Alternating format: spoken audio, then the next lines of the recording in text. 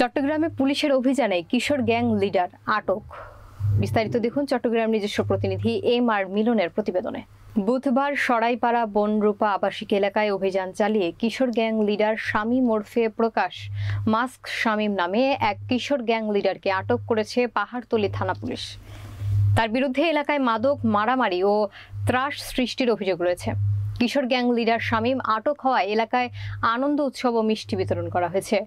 এদিকে এলাকাবাসী জানান তার আশ্রয়দাতারা এখনো ধরাছোঁয়ার বাহিরে রয়েছেন। তবে পুলিশ জানান তার আশ্রয়দাতাদের দ্রুত আটকের চেষ্টা চলছে। না, কিশোর গ্যাংয়ের দূরত্ব তো আসলে হঠাৎ করে না। আপনারা যদি খেয়াল করেন, আসলে যে কিশোর গ্যাং বলা হচ্ছে, এদের মধ্যে কয়জন কিশোর? অধিকাংশই দেখবেন বয়স কিন্তু 18-র উপরে। আসলে কিশোর না, এরা দেখবেন ওই যে তাদের গ্রুপের ভিতরে এলাকার কিছু বাচ্চা ছেলেপেলে থাকে যাদের বয়স 18-র কম। অনেক সময় তাদের কয়েকজন তাদের ওই যে অনুসারী হিসাবে মেনে দলের ভিতরে ঢোকে, আর অধিকাংশই থাকে আসলে সোকল, যেটাকে আমরা বলতাম যে এলাকার ছিনতাইকারী হতে পারে, চাঁদাবাজ হতে পারে, এই ধরনের মানে দুষ্কৃতকারী।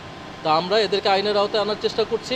আর এই কিশোর গ্যাংয়ের তকমাটা ইউজ করে এরা আসলে চেষ্টা করছে মানে মানুষের কিছু সিম্পেথি নেওয়ার জন্য এবং আইনের ফাঁকফোকরটা ইউজ করার জন্য।